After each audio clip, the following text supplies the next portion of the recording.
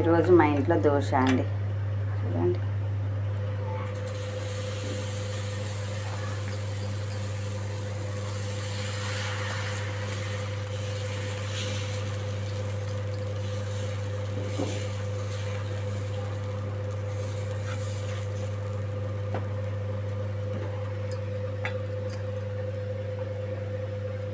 కొంచెం ఆయిల్ వేసుకోవాలి.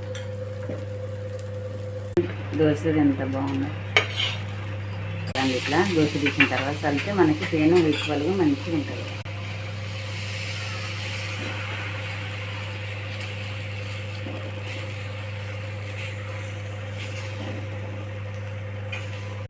ఆయిల్ వేసుకోవాలండి.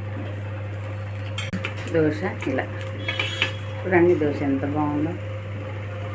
పల్లీ చట్నీ దోశ అండి. మీకు నచ్చితే లైక్ చేయండి, షేర్ చేయండి.